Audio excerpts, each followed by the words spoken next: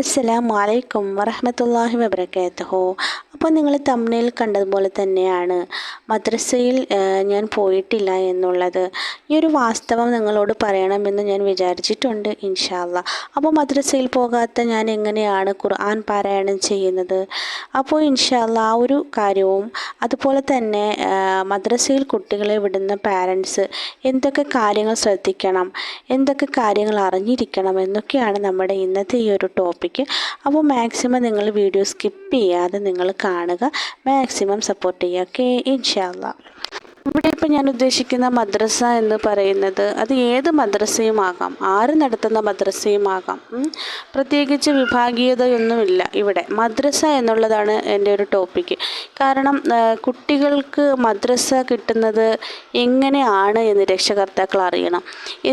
എന്താണ് അവർക്ക് പഠിപ്പിക്കുന്നത്, അല്ലെങ്കിൽ എങ്ങനെയാണ് അവരുടെ പാരായണം, ആ പാരായണം അവരുടെ ശരിയായ രീതിയിലേക്ക് വരുന്നുണ്ടോ, ഇത്തരം കാര്യങ്ങളൊക്കെ തീർച്ചയായിട്ടും ഒരു പാരൻ്റ് ശ്രദ്ധിക്കേണ്ട കാര്യങ്ങളാണ്. കാരണം നമ്മൾ 8, 9 ക്ലാസ്സൊക്കെ മദ്രസയിൽ പഠിപ്പിച്ചിട്ട് ശരിയായ രീതിയിൽ ഖുർആൻ പാരായണം ചെയ്യാത്ത എത്ര ആളുകളാണ്. മുതിർന്ന ആളുകൾ തന്നെയും നേരത്തെ മദ്രസയിൽ പഠിച്ചിട്ടും ശരിക്കും പാരായണം ചെയ്യാൻ അറിയാതെ. ശരിക്കും പാരായണം എന്നതുകൊണ്ട് ഉദ്ദേശിക്കുന്നത് എന്താണ്? അതായത് പരിശുദ്ധ ഖുർആനിൽ അല്ലാഹു സുബ്ഹാനഹു വ തആല ഓരോ ആയത്തുകളും പറയുമ്പോൾ ആ ഓരോ ആയത്തിലും അടങ്ങിയിരിക്കുന്ന ഓരോ ഹർഫുകൾ, അക്ഷരങ്ങളെ ഉച്ചരിക്കേണ്ടത് എങ്ങനെയാണ് എന്ന് മനസ്സിലാക്കാതെ പ്രാരംഭത്തിൽ തന്നെ തെറ്റായ രീതിയിൽ ഉച്ചരിക്കുന്നത് കാരണത്താൽ അവർ പ്രായമായാലും ആ രീതിയിലേക്ക് തന്നെ പാരായണം കൊണ്ടുവരുന്ന ഒരു സമ്പ്രദായം എന്ന് പറയുന്നതിന് കാരണം പാരമ്പര്യമാണ് നമ്മൾ കണ്ടുവരുന്നത്. അപ്പോൾ ആ രീതി നമ്മൾ മാറ്റേണ്ടതുണ്ട്. ഇല്ലാന്നുണ്ടെങ്കിൽ നമ്മുടെ പാരായണത്തിൽ വലിയ അബദ്ധങ്ങളാണ് ഉണ്ടാവുന്നത്. അപ്പോൾ തീർച്ചയായും നിങ്ങൾ വിചാരിക്കുന്നുണ്ടാവും മദ്രസയിൽ പോകാത്ത ആളാണോ ഇങ്ങനെ പറയുന്നത് എന്നുള്ളത്. അല്ല. അപ്പോൾ നമ്മൾ മദ്രസയിൽ പോകുക, മദ്രസയിൽ പോയെങ്കിൽ മാത്രമേ ഖുർആൻ പാരായണം കഴിയൂ എന്നുള്ളൊരു വിശ്വാസം നമ്മൾ മാറ്റിവെക്കുക. മദ്രസ വേണ്ടെന്നോ മദ്രസയിൽ പോകണ്ടെന്നോ അങ്ങനെയൊന്നുമല്ല ഇവിടുത്തെ നമ്മളെ ഈ ഒരു വിഷയം. മദ്രസയിൽ നിന്ന് നമുക്ക് ലഭിക്കുന്നത് ശരിക്കും ഉപയോഗപ്പെടുന്നുണ്ടോ എന്നുള്ളതാണ്. ഓക്കെ, അപ്പം ഞാൻ എങ്ങനെയാണ് ഖുർആൻ പാരായണം പഠിച്ചത് എന്നുള്ളതാണ് ഞാൻ പറയാൻ പോകുന്നത്. അതായത് എനിക്ക് ഈ ഒരു നൂറാനി ഖായിദ മലയാളം ഖായിദയാണ് ഞാൻ സ്റ്റാർട്ടിങ്ങിൽ ഞാൻ പഠിച്ചിട്ടുണ്ടായിരുന്നത്.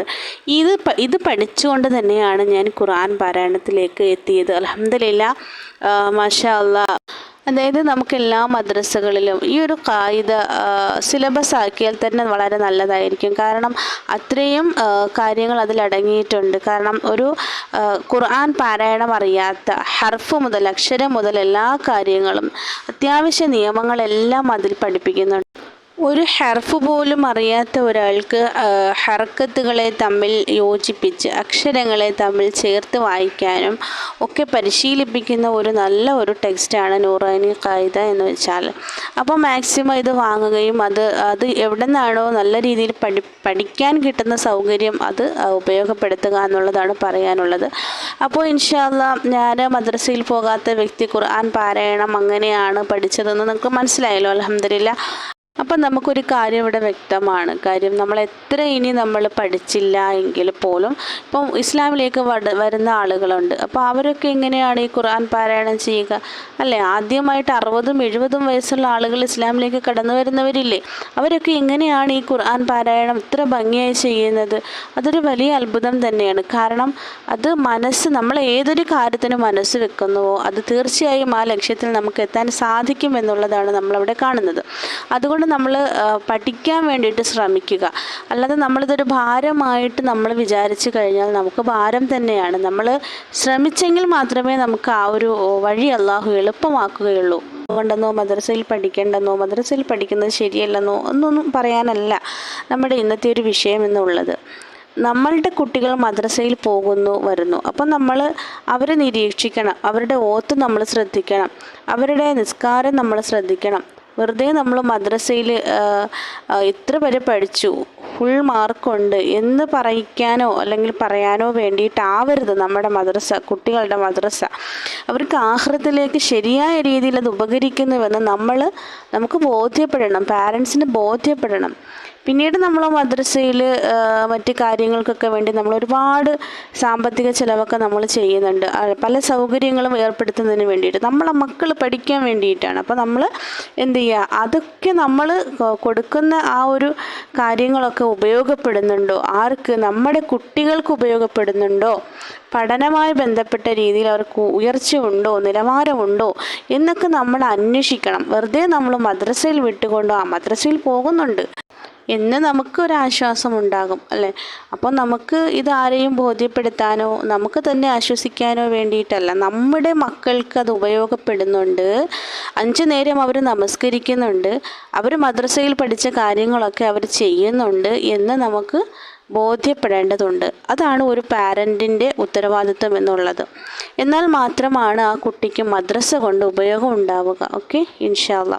ഓരോ കുട്ടികളെയും ഓരോ മക്കളെയും നമ്മൾ വളർത്തുന്നത് ആ രീതിയിലാണ്. നമുക്കറിയാം, ഓരോ പാരൻറ്റും മദ്രസയിലേക്ക് അയക്കുമ്പോൾ എൻ്റെ കുട്ടി നന്നായി ഓതി പഠിക്കണം, എൻ്റെ കുട്ടി നന്നായി നമസ്കരിക്കണം എന്നാണ് ഓരോ ഉമ്മമാരും ഓരോ ഉപ്പമാരും ആഗ്രഹിക്കുന്നത്. അല്ലാഹു സുബ്ഹാനഹു വ തആല നമ്മുടെയൊക്കെ മക്കളെ സ്വാലിഹായ മക്കളാക്കി മാറ്റുമാറാകട്ടെ. ആമീൻ. അപ്പോൾ ഇൻഷാ അല്ലാ നമ്മുടെ ഉമ്മുൽ ഖുർആനിൻ്റെ ഓൺലൈൻ ക്ലാസ്സിൽ ഒരുപാട് കുട്ടികൾ പഠിക്കുന്നുണ്ട്.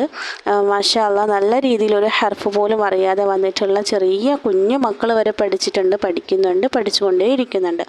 അപ്പോൾ ഓൺലൈൻ ക്ലാസ് ഇരിക്കാൻ ബുദ്ധിമുട്ടായിട്ടുള്ള മക്കൾ വരെ വന്നിട്ട് പിന്നെ അവസാനം അവർ കണ്ടിന്യൂ ആയിട്ട് ഇപ്പം നമ്മുടെ ക്ലാസ്സുകളൊക്കെ അറ്റൻഡ് ചെയ്യുന്നുണ്ട്. അൽഹംദുലില്ലാ. നമ്മൾ പഠിപ്പിക്കുന്ന കാര്യങ്ങൾ മക്കൾക്ക് ഉപയോഗപ്പെടണം, ഉപയോഗപ്പെടുമാറാകട്ടെ, അതിന് വേണ്ടിയിട്ട് നമ്മൾ പ്രയത്നിക്കുക. അല്ലാഹു സുബ്ഹാനഹു വ തആല സ്വീകരിക്കുമാറാകട്ടെ. അപ്പോൾ വീണ്ടും മറ്റൊരു വീഡിയോയുമായി വരുന്നത് വരെ അസ്സലാമു അലൈക്കും വറഹ്മത്തുള്ളാഹി വബറകാതുഹു.